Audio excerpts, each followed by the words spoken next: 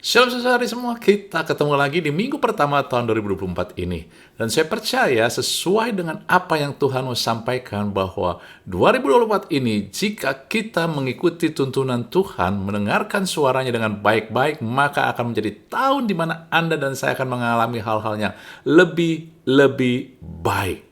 Jauh melampaui daripada apa yang kita bayangkan dan pikirkan dan bisa doakan. Saya percaya inilah penggenapan firman Tuhan dalam kehidupan kita. Karena ini masanya orang melihat Anda dan saya sebagai gereja Tuhan bersinar sesuai. Amin? Anda siap? Dengarkan dengan sepenuh hati, renungkan semuanya itu. Dan tapi sebelumnya, kita mulai dengan doa dulu. Bapa, terima kasih buat tuntunanmu, firmanmu yang kau sampaikan untuk kami berjalan di tahun 2024 ini. Sebab kami percaya firman yang keluar dari mulut Allah tidak akan kembali sia-sia, tetapi akan mengerjakan apa yang kau perintahkan dan berhasil kemana engkau suruh. Dan kami percaya apa yang kami dengar adalah firman yang keluar dari mulutmu, yang kau perintahkan datang kepada kami, sehingga kehidupan kami sesuai dengan apa yang telah engkau sediakan buat kami di dalam Yesus. Mengalami hal-hal yang lebih baik. Terima kasih, kami siap di dalam nama Yesus. Mari kita yang siap katakan, amin. Baik, kita mulai aja, saudari. Kita akan melihat, mendengar apa yang Tuhan mau sampaikan. Tapi sebelumnya saya minta kita menyimak dan kembali terus merenungkan. Walaupun Anda sudah mendengar, tapi kemudian renungkan kembali bersama dengan Roh Kudus sehingga firman yang Tuhan mau sampaikan, tuntunan yang mau Tuhan sampaikan menjadi hidup. Oke? Yuk kita dengar ya. Saudara-saudari, saya mulai aja dengan suatu cerita ataupun sharing antara hamba-hamba Tuhan, di antara masuk saya, saudara-saudari. Ya, kita cerita bahwa seringkali kita berdoa buat orang yang sakit, tetapi kemudian kita ngelihat kok ternyata tidak terjadi. Bahkan dari dalam beberapa kasus, malah penyakitnya semakin parah. Sehingga yang terjadi adalah ketika kami mendoakan, kami mulai timbul. Sembuh nggak ya? Jangan-jangan nanti seperti yang dulu lagi, gitu ya. Nah, saudara, kemudian kami pun ditaruh suatu semangat ataupun suatu beban di dalam roh bahwa kuasa Tuhan sedang terjadi. Doakan. Dan kami begitu percaya semangat bahwa api kuasa Tuhan sedang berkobar di tengah gereja Tuhan sehingga mujizat-mujizat pasti terjadi. Jadi Anda ngelihat, di satu sisi ada kuasa ataupun juga api Roh Kudus yang bernyala-nyala di kami mempercayai bahwa ada kuasa Tuhan dan Tuhan sedang melakukan tuaian lewat kuasa ataupun juga hal-hal yang adikodrati terjadi. Tetapi di sisi lain kami punya pengalaman-pengalaman yang membuat kami menjadi khawatir atau memiliki pola pikir, apakah akan terjadi ketika kami doakan sesuai dengan firman Tuhan? Anda ngerti kira-kira kayak gitu? Anda punya pengalaman doain orang bukannya sembuh, tapi tidak terjadi apa-apa, bahkan dalam beberapa kasus makin parah, ya saudara. Nah, inilah yang saya sebut pengalaman. Nah, Tuhan berbicara, kemudian saya pun merenungkannya. Tuhan, Engkau katakan ini masa menuai, Engkau katakan bahwa akan terjadi begitu banyak tuaian, dan saya percaya tuaian bukan hanya sekedar kita bicara, tetapi tuaian harus menunjukkan kuasa Allah. Lalu Tuhan, bagaimana ini? Lalu Tuhan mulai mengajarkan dan membukakan, dan saya begitu bersemangat. Karena sejak dari masa Natal sampai saat ini, Tuhan terus masih bukakan. Dari apa yang Tuhan mau sampaikan di sini, sebagian kecil, saya minta Anda merenungkannya sambil terus menyertakan Roh Kudus, sehingga Roh Kudus bisa berbicara lebih lagi kepada Anda, saudari. Ya, nah, saya akan buka dengan firman Tuhan, yaitu ketika Yesus dibaptis, saudari. Di dalam kitab Matius, saya panggil Matius 3 ayat 16-17, ketika Yesus dibaptis oleh Yohanes Pembaptis, di situ Yesus keluar dari air, dan pada waktu ia keluar, langit terbuka dan ia melihat Roh Allah seperti burung merpati turun ke atasnya. Lalu terdengarlah suara di surganya mengatakan, "Inilah anakku yang kukasihi, kepadanya aku berkenan." Saudara-saudari, ketika langit terbuka, ada suara dari surga, suara adikodrati, mungkin suara dalam spirit, dan saya percaya Yesus dengar karena rohnya adalah datang dari Allah, dan juga Yohanes Pembaptis, saya percaya, dan saat itu ada suatu peristiwa adikodrati, Dan bukan hanya mereka, tetapi makhluk-makhluk roh pun, baik malaikat, baik setan-setan, ataupun juga si jahat, mendengar perkataan ini. Karena ini bukan suatu kejadian biasa-biasa, kejadian yang luar biasa. Tetapi setelah Yesus dibaptis, Anda tahu dia dibawa ke padang gurun untuk dicobai. Dan pencobaan itu dikatakan dalam Matius 4 ayat 3, saudari, datanglah si pencoba, si iblis, berkata kepadanya, jika engkau anak Allah. Perhatikan kata-kata, jika engkau anak Allah. Walaupun kemudian perintahkanlah supaya batu-batu ini menjadi roti. Saudara-saudari, yang ditekankan oleh si pencoba atau si iblis ini adalah pertanyaan, engkau anak Allah. Kalau engkau anak Allah, maka engkau bisa bikin batu ini menjadi roti. Kalau saya bilang begini, kalau engkau anak konglomerat, maka engkau bisa beli mobil Lamborghini ini. Maka kalau dia anak konglomerat, dia bilang, saya anak konglomerat, saya beli roti, saya beli Lamborghini. Jadi yang dipertanyakan adalah anak konglomerat. Demikian pula di sini. Yang dipertanyakan oleh si iblis, si pencoba ini adalah status anak Allah dari Yesus. Nah, Anda bisa lihat gak? Yesus bisa jawab, tidakkah kamu tahu? Kamu juga dengar bukan ketika aku dibaptis tadi di sungai Yordan, ada suara dari surga, inilah anak yang kukasihi. Ada suara Allah. Benar, iblis pasti dengar, si pencoba pasti dengar, saudari. Karena ini suara dari spirit, roh. Dan iblis dengar, saudari. Apalagi kejadian itu juga suatu kejadian yang luar biasa dalam alam roh, pasti mereka yang bersifat spiritual memahami, mengerti, mengetahui itu. Sehingga seharusnya ketika pertanyaan itu apakah engkau anak Allah, Yesus akan jawab, kan kamu dengar, kamu lihat kejadian aku dibaptis. Benar, saudari? Tapi apa jawaban Yesus? Dalam Matius 4 ayat 4, Yesus katakan, ada tertulis manusia hidup bukan dari roti saja, tapi setiap firman yang keluar dari mulut Allah. Di sini seolah Yesus menjawab pertanyaan supaya batu ini menjadi roti. Padahal subjeknya adalah engkau anak Allah. Sama kayak tadi saya ngomong, Anda renungkan ya, kalau Anda anak konglomerat, Anda pasti bisa beli mobil Lamborghini ini. Jadi pertanyaannya penekanan anak-anak Allah, anak konglomerat, maaf. Dan di sini juga iblis menekankan jika engkau anak Allah. Jawaban Yesus adalah, lihat, tadi kan kau dengar, gitu ya suaranya. Kalau anak konglomerat, lihat, tadi kan kamu lihat. Konglomerat itu bapak saya ngomong kepada saya. Kamu, anakku, mau beli apa juga, aku kasih, gitu, saudara. Kejadiannya kira-kira kayak begitu, saya gambarannya, gitu. Nah, mengapa Yesus bukan jawab seperti itu? Tadi kan kamu lihat, tadi kan kamu dengar suara Allah, Bapakku ngomong, aku anak Allah. Selesai bukan? Tapi Yesus jawab, ada tertulis manusia bukan hidup dari roti saja, tapi dari setiap firman yang keluar dari mulut Allah. Saudara, firman harus Anda mulai kritisi, sehingga Anda dapat sarinya. Minta Roh Kudus singkapkan. Apa yang mau disampaikan di sini adalah begini, saudari. Tuhan mau sampaikan bahwa apa yang suara yang keluar dari surga itu adalah pengalaman, itu adalah history, sejarah terjadi. Amin. Sesuatu yang pas sudah terjadi, yang terjadi. Tetapi Tuhan tidak menjawab dengan berdasarkan pengalaman. Ngerti, saudari? Karena kalau pakai pengalaman dia bilang, tadi kamu ada di situ juga, iblis. Engkau dengar suara Allah. Tetapi Yesus tidak jawab itu. Dia pakai ada tertulis. Dia jawab pakai firman. Apa yang Yesus mau sampaikan adalah bahwa firman Tuhan lebih kuat dari pengalaman. Yesus tidak menjawab tentang pengalaman, tentang sejarah, tentang kejadian. Dia berpegang pada firman Tuhan karena bagi Yesus, firman Tuhan jauh lebih nyata dari pengalaman.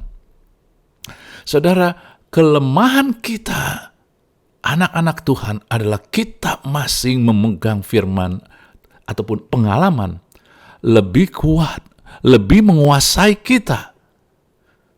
Sehingga hari-hari ini ketika saya punya pengalaman, waktu saya doain orang-orang itu tidak langsung sembuh, maka ketika firman Tuhan doakan orang sakit, kamu akan menumpangkan tangan orang sakit dan orang itu sembuh.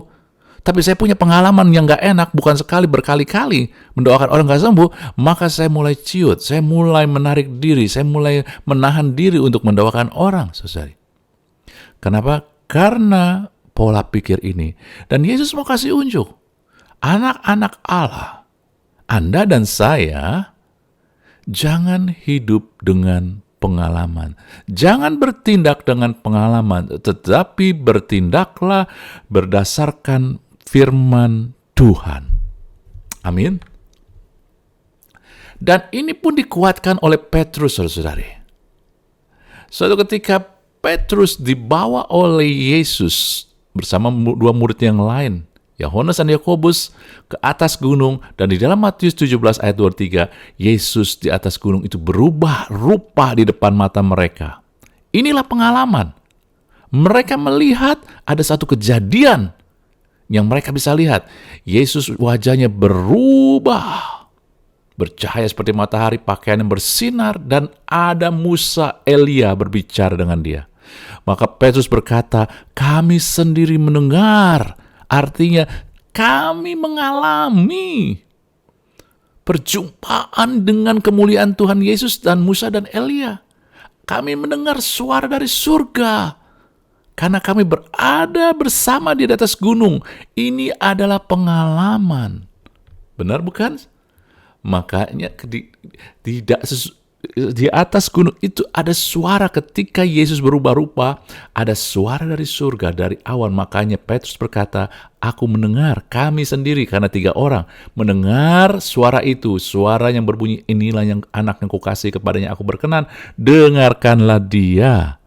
Yang saya mau tekankan di sini, yang Tuhan mau tekankan di sini adalah tentang bukan kata-katanya, tetapi pengalamannya, saudari. Pengalaman adalah ketika Anda mendengar, melihat, Anda berada bersama ataupun Anda mengalaminya.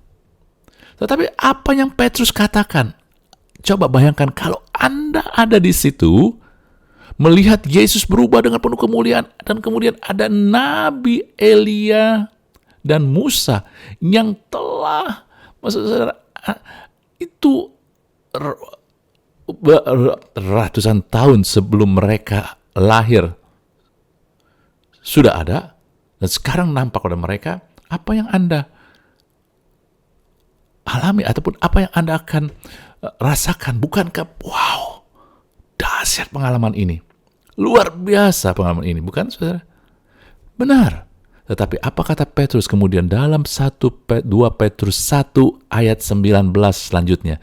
Dia bilang, kami dengar suara itu, kami mengalami loh, kami ada di situ. Tetapi di ayat 19-nya dia langsung berkata, itulah sebabnya kami lebih yakin lagi akan pesan Allah yang dikabarkan oleh para nabi. Sebaiknya, dia bukan membanggakan pengalaman itu. Dia katakan, sebaiknya kalian memperhatikan pesan itu. Bukannya sebaiknya kalian berpegang pada pengalaman itu.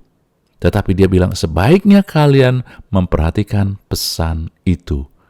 Sebab pesan itu seperti lampu bersinar di tempat gelap, sampai fajar menyingsing dan cahaya bintang timur bersinar dalam hatimu. Pesan itu adalah firman Tuhan. Petrus yang mengalami atau memiliki pengalaman, dia tidak menyombongkan dan tidak berdasarkan pengalaman. Dia bilang, firman, sebaiknya kita memperhatikan firman. Oleh sebab itulah Anda mulai terbuka enggak? Ketika firman Tuhan Yesus berkata, berbahagialah mereka yang tidak melihat namun percaya. Anda tidak melihat artinya Anda tidak berdasarkan pada pengalaman. Kalau Anda melihat, Anda mengalami, Anda punya pengalaman, benar? Anda melihat orang, ya, orang misalkan Anda melihat orang mengoperasi. Jadi Anda punya pengalaman melihat orang operasi. Gitu ya. Jadi karena Anda melihat, makanya firman Tuhan katakan berbahagialah mereka yang tidak melihat tapi percaya. Bagaimana Anda bisa percaya? Karena tertulis di firman Tuhan. Tuhan bilang, kita bisa lebih berbahagia ketika kita tidak mendasarkan hidup kita pada pengalaman. Saya bukan berbicara bahwa pengalaman nggak penting, tetapi saya mau bicarakan firman Tuhan lebih penting, lebih kuat, dasar yang lebih kokoh dari pengalaman. Anda dan saya mungkin tidak punya pengalaman, Anda dan saya mungkin punya pengalaman negatif, tetapi jangan biarkan pengalaman-pengalaman tersebut mendasari perbuatan ataupun pola pikir kita. Saudara. Amin. Jadi Anda nggak lihat, pengalaman bisa berdasarkan apa yang Anda lihat, Anda dengar, Anda alami, berdasarkan panca indera. Dan pengalaman itu mempengaruhi perasaan kita. Lalu pengalaman bisa aja karena orang lain yang alami, saudari. Benar? Jadi kata orang, kalau kita itu, ya misalkan banyak sekali pengalaman-pengalaman orang, gitu. Kata orang, kalau kita tinggal di tempat yang dimana kita itu bukan mayoritas, kita susah berhasil. Itu pengalaman orang. Kita percaya, kita berdasarkan tindakan itu berdasarkan menjadi dasar dari percaya kita ataupun apa yang kita harapkan, maka kita nggak akan ngelihat firman. Baik itu apa kata orang, apapun kata dunia. Yang lain pengalaman adalah berdasarkan sains, ilmu pengetahuan. Anda tahu ilmu pengetahuan adalah eksperimen. Eksperimen adalah sesuatu yang pernah terjadi dan biasa terjadi, saudari. Saya mau katakan bukan jangan percaya sains, tapi saya mau katakan firman Tuhan lebih kuat daripada ilmu pengetahuan, daripada pengalaman orang lain, daripada apa yang panca indera Anda tangkap. Bukan berarti abaikan panca indera, abaikan pengalaman orang lain, abaikan ilmu pengetahuan. Bukan, saudara. Saya tegaskan bukan. Tapi saya mau katakan firman Tuhan jauh lebih kuat. Amin. Saudara-saudari, ini dia. Seringkali orang percaya kita ini bergerak, memiliki pola pikir berdasarkan pengalaman, bukan berdasarkan firman. Sehingga kita akhirnya tidak melihat kuasa firman. Dan di dalam surat Petrus ini, saudara-saudara, Anda akan melihat, ataupun juga dengan kata Anda melihat bahwa kadang seringkali manusia itu adalah makhluk, atau kita ini sering pola pikir kita terbiasa dengan hal yang negatif, saudara. Lebih gampang, lebih mudah mengingat yang negatif. Anda lebih ingat kejadian-kejadian Anda dilukai, perbuatan orang yang jahat sama Anda daripada perbuatan yang baik dari orang lain, saudara. Ini umumnya, ya. Oleh sebab itu pengalaman-pengalaman negatif, kita pernah dilukai, kita pernah gagal. Terus sains, kata dokter, Anda nggak bisa sembuh, penyakit Anda ini penyakit degeneratif, artinya akan terus turun, nggak ada obatnya, karena sel tubuh Anda sedang semakin memburuk. Itu ilmu pengetahuan. Dan kadang hal-hal inilah yang mengendalikan hidup kita. Sehingga akhirnya kita terikat. Saya nggak mungkin berhasil. Saya udah berkali-kali gagal karena pengalaman lu. Bukan perasaan saya, ini pengalaman. Lalu saya pernah, pengalaman saya disakiti, dikhianati. Pengalaman saya dikhianati berkali-kali sehingga saya ditinggalkan berkali-kali. Saya nggak mau lagi membina hubungan. Ya, saudara, lihat seperti itu. Anda mulai dikuasai awan gelap. Dan akhirnya kita juga bisa terikat. Kita terikat sehingga kita nggak bisa keluar dari keadaan-keadaan keterpurukan kita. Karena kita berpegang pada pengalaman. Tetapi hidup orang percaya adalah hidup karena iman. Dan iman karena firman Tuhan. Amin. Oleh sebab itu jangan berhenti dengan kalau kita mengalami pengalaman yang buruk. Anda dituntut untuk berhasil. Di dalam 2 Petrus 1 ayat 9 dikatakan begini saudara, sebab itu kami lebih yakin lagi akan pesan Allah. Petrus katakan, karena kami mendengar firman, bukan karena pengalaman, kami lebih yakin lagi mendengar pesan Allah, firman Tuhan ini. Kata pesan Allah ini bahasa aslinya adalah word of prophecy. Kata perkataan nubuatan. Diterjemahkan Indonesia adalah firman Tuhan, pesan Allah, tetapi bahasa aslinya adalah prophecy. Nubuatan, perkataan nubuatan. Apa makna perkataan nubuatan? Perkataan nubuatan adalah ketika sesuatu dinubuatkan, itu belum terjadi, belum Anda alami, Anda nggak punya pengalaman. Ini yang Tuhan maksudkan. Saudara renungkan baik-baik. Pesan Allah yang di sini dikatakan dalam 2 Petrus 1 ayat 9 adalah word of prophecy, perkataan nubuat. Sesuatu yang belum Anda alami, tetapi firman Tuhan katakan itu akan terjadi. Jadi Anda ngelihat, pengalaman adalah sesuatu yang telah terjadi ataupun biasa terjadi. Seringkali kita dihidupkan dengan apa yang pernah telah terjadi ataupun biasa terjadi. Oh, kalau sakit ini udah nggak ada sembuh. Oh, penyakit ini makin tambah buruk, akan lari ke sini karena itu biasa terjadi. Tetapi firman Tuhan jelas bahwa ketika Anda mengandalkan firman Tuhan, Anda bukan hidup dengan apa yang pernah terjadi, tetapi apa yang akan terjadi. Pegang itu, saudari. Sebaiknya, Anda disuruh sebaiknya, ini dia. Seringkali kita memakai pola hidup bukan yang sebaiknya. Saya katakan pengalaman bukannya buruk, tetapi ada yang lebih baik, firman Tuhan. Manusia sering berdasarkan apa yang telah terjadi, bukan apa yang harusnya terjadi sesuai dengan firman Tuhan. Lihat, sebaiknya kalian memperhatikan pesan itu.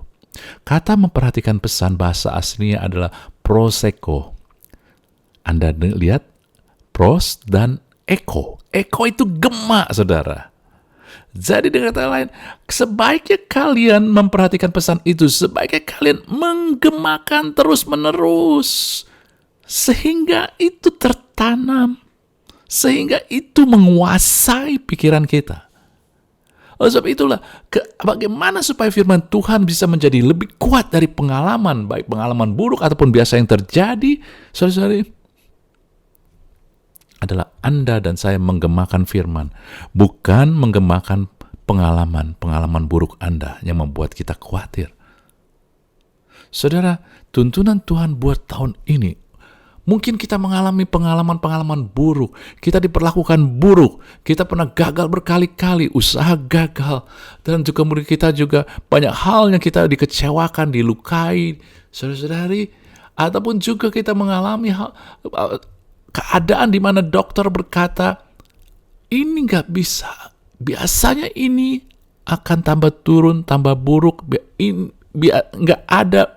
Biasanya tidak mungkin. Saudara, ilmu kedokteran adalah ilmu yang biasa terjadi. Ataupun mereka melihat berdasarkan ilmu pengetahuan yang biasa terjadi. Saya katakan bukannya jelek, tetapi firman Tuhan lebih kuat. Ketika Anda mempercayai yang biasa-biasa aja, Anda tidak akan mendapatkan yang luar biasa. Firman Tuhan itu yang luar biasa.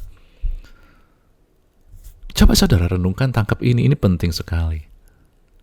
Jadi namun ketika Anda terus berlatih menggemakan, kita menggemakan firman, bukan kekhawatiran, bukan pengalaman-pengalaman buruk, bukan kebiasaan-kebiasaan yang selama ini terjadi yang membuat kita terbatas, tetapi apa yang firman katakan, ya dan amin, maka kita akan melihat firman Tuhan itu akan terjadi, saudara. Dikatakan kemudian, sebab pesan itu ataupun firman itu seperti lampu yang bersinar di tempat gelap sampai fajar. Saudara-saudari, saya mau kasih Anda gambaran begini. Kata lampu di sini bukan lampu yang kayak sekarang. Lampu zaman dulu adalah biasa yang portable, bisa dibawa-bawa. Gitu, lampunya dari minyak ataupun saya ngomong lilin lah gitu ya, bisa dibawa-bawa. Saya mengatakan, lampu ini bersinar di tempat gelap sampai fajar. Kalau sudah ada fajar, Anda tidak butuh lagi lampu itu. Yang Anda butuh adalah lampu itu saat gelap. Saudara, Anda pernah mati lampu? Ketika Anda mati lampu, Anda sedang tidur, ya. Nah, kalau Anda sedang tidur, Anda butuh nggak sih lampu? Butuh nggak lilin? Walaupun mati lampu gelap? Nggak butuh, kan?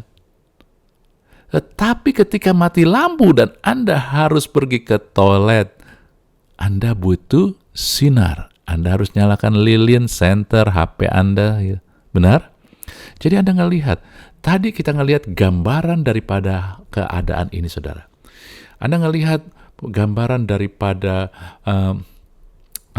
picture ataupun yang kita pakai tadi, ya, untuk tema kita lebih baik dan lebih baik. Anda ngelihat di layar ini, saudara. Apapun keadaan Anda hari ini, mungkin keadaan Anda sudah baik, atau mungkin keadaan Anda sedang tidak baik, sangat tidak baik. Tetapi saya mau katakan, Tuhan mau sampaikan, Roh Kudus mau kasih unjuk, di depan Anda ada hal yang lebih baik. Dan ada lagi yang lebih baik. Tetapi Anda dan saya tidak akan bisa sampai ke sini. Apapun situasi Anda saat ini, mungkin Anda sudah baik, ataupun sudah tidak baik, atau sangat tidak baik. Ketika Anda diam di tempat, Anda nggak bisa sampai ke tempat yang lebih baik dan nggak bisa lebih baik. Artinya kita harus maju, bergerak. Ketika mati lampu, Anda tidur, Anda nggak butuh lampu. Mati listrik, saudara, ya mungkin sekarang. Demikian juga ketika dikatakan lampu bersinar di tempat gelap. Tujuannya adalah begini, apapun keadaan Anda, kegelapan yang menguasai, ataupun juga masa-masa kelam yang Anda hadapi saat ini, Anda butuh lampu untuk maju. Lampu ini adalah firman Tuhan.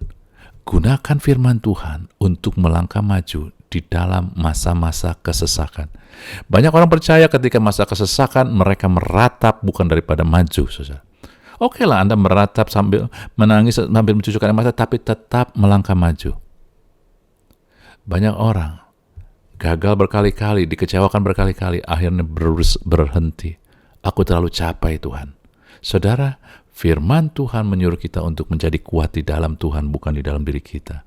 Ketika kita menjadi kuat, bukan diam di tempat, Anda dan saya harus maju. Banyak anak Tuhan tidak mau maju karena merasa nggak sanggup. Kita maju bukan dengan kekuatan kita, tetapi kekuatan kuasa firman, saudara-saudari. Kita maju bukan karena kita pernah maju pengalaman, enggak, tetapi kuasa firman. Lalu yang ketiga, saya minta Anda terus renungkan ini. Saya menyampaikan dengan sangat terbatas karena waktu dan juga penyampaian, tapi Roh Kudus akan menyampaikan lebih lagi kalau Anda mau merenungkan. Saudara, yang ketiga adalah Anda ngelihat, ya, dan cahaya bintang timur bersinar di dalam hatimu. Siapa bintang timur itu? Yesus. Cahaya bintang timur bahasa aslinya adalah posporos. Disitulah dapat akar kata apa? Posporos itu foros. Itu adalah zat yang bersinar, saudara. Maka posporos itu maknanya adalah bersinar. Bahasa Inggrisnya luminous, bersinar. Dan disuruh bersinar dengan cahaya bintang timurlah yang bersinar dalam hati kita. Jadi saudari, yang buat saya adalah begini, ketika Anda menyinarkan sumber, bintang timur itu Yesus, sumber terang, sumber yang bersinar. Jadi dengan kata lain, dengan singkatnya saya mau katakan begini, kenakanlah sinar kemuliaan Yesus di dalam kita, karena dari dalam Tuhan ada di dalam kita, kenakan. Nah, saudara-saudari, kenapa firman Tuhan kita tidak melihat kuasanya? Karena kita hidup dengan pengalaman, kita jatuh, kita gagal, lalu kita mau gunakan firman Tuhan berdasarkan kelayakan kita. Tetapi di sini dikatakan cahaya bintang timur bersinar. Jadi izinkan cahaya bintang timur itu Yesus bersinar. Artinya dengan kata lain, pancarkan, kenakan kelayakan Yesus. Kenapa firman Tuhan, Anda mulai mengklaim firman Tuhan, tanpa kita sadari, kita mau langsung klaim, lalu kemudian timbul di otak kita, di pikiran kita, kamu gak layak. Emang kamu siapa? Ketika dikatakan kamu siapa, artinya pengalaman kamu apa? Sudah melayani berapa banyak? Sudah melayani berapa lama? Apa yang sudah kamu lakukan? Itu. Ataupun kalau diingatkan sama iblis, kamu kan tadi melakukan kesalahan, tadi kamu marah. Itulah yang membuat kita mulai goyah. Saudara, ketika dikatakan ya agar cahaya bintang timur memancar dalam hati kita, dengan kata lain, saudara-saudari, Yesus ada di dalam Anda, kita ada di dalam Dia. Kenakanlah kelayakan Yesus, bukan Anda. Ketika Anda berdoa, mengklaim, menyambut, menyampaikan, mengatakan firman Tuhan, jangan lihat di kelayakan Anda. Jangan lihat pengalaman Anda. Pengalaman mengatakan Anda layak atau tidak layak, Anda hebat atau tidak hebat, Anda sudah di level mana, gitu saudara-saudari ya. Anda tuh bukan siapa-siapa, Anda bukan pendeta, gitu. Itu Anda nggak punya pengalaman pendeta artinya. Bukan itu. Kita kenakan kelayakan Yesus. Amin, saudara. Ini luar biasa revelation-nya. Saya pun sering kali tanpa sadar di pola pikir ini, saya berdoa berdasarkan, saya harus beres, harus benar, saudara, kita nggak bisa. Iblis akan menuduh kita, saudari. Tapi ketika kita bilang, saya mengenakan kelayakan Yesus, karena darah Yesus ada pada saya, Yesus telah menebus saya di dalam Yesus, maka Anda layak. Yesus adalah ya bagi setiap janji Allah. Jangan lihat ketidaklayakan kita, kekurangan kita, ketidakmampuan kita, saudara. Semua ketidaklayakan kita, kekurangan kita itu berdasarkan pengalaman. Amin? Jadi Anda ngelihat luar biasa, bukan? Kuasa firman Tuhan bukan didasari dari pengalaman Anda dan saya. Namun ketika Anda dan saya mengizinkan perkataan firman Tuhan digemakan sehingga pola pikir kita diubahkan terus, saudara.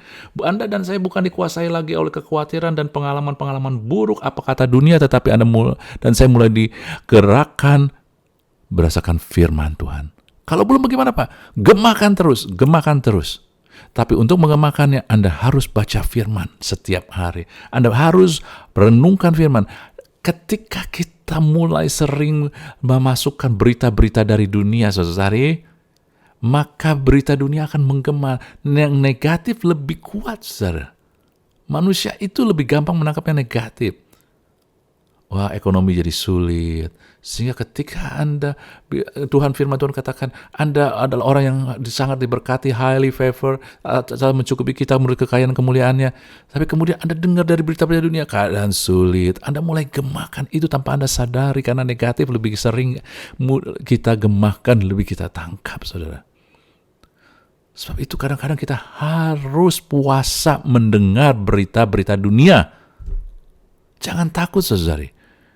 Mulailah ambil komitmen. Baca firman, puasa berita-berita dunia. Kita lakukan bersama, saudari. Saya bukan yang sempurna. Saya haus melihat firman Tuhan terjadi dalam kehidupan gereja Tuhan, saudari. Gemakan artinya terus eko. Apa yang kita lihat sekeliling kita, firman.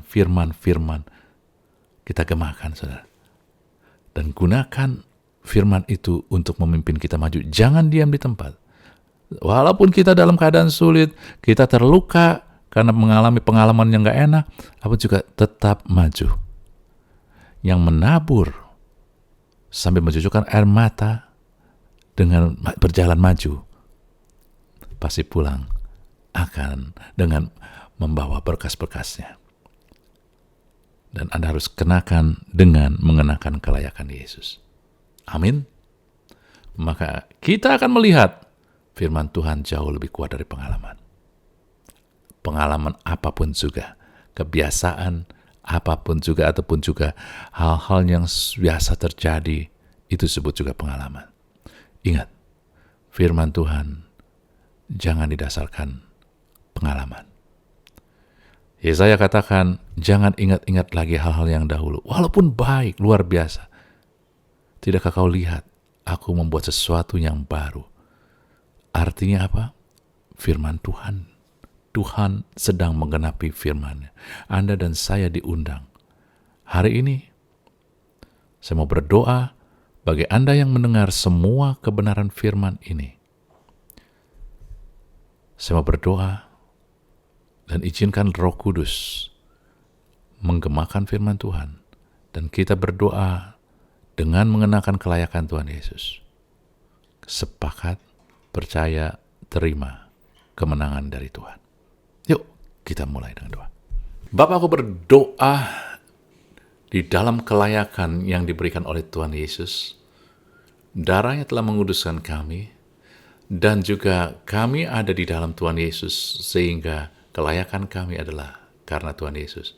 Seperti aku berdiri, buat setiap anak-anak Tuhan, mereka yang mengalami pengalaman-pengalaman yang gak enak, dilukai, kegagal, dan bahkan ketika mereka berdoa untuk kesembuhan dan tidak terjadi pengalaman-pengalaman kegagalan melihat firman ataupun janji Tuhan, hari ini aku katakan bahwa terang Tuhan telah terbit atas kami, kemuliaan Tuhan telah muncul atas kami, sehingga kegelapan tidak lagi menguasai kami, pengalaman-pengalaman buruk tidak lagi menguasai kami. Saudara-saudari, apapun pengalaman, kegagalan, kekecewaan, apapun sakit penyakit Anda yang dokter katakan, dari pengalaman dokter katakan tidak bisa disembuhkan ataupun sulit disembuhkan, hari ini aku mau perkatakan kebenaran firman Tuhan. Oleh bilur-bilur Yesus, engkau sudah sembuh. Bukan apa kata dokter, tetapi apa yang dinubuatkan firman Tuhan pasti terjadi. Hari ini aku berkatakan bahwa rancangan masa depan penuh harapan mulai terjadi dalam hidupmu. Kegagalanmu tidak mempengaruhi apa yang kau akan terima di tahun ini, yaitu hal-hal yang lebih baik dari Tuhan.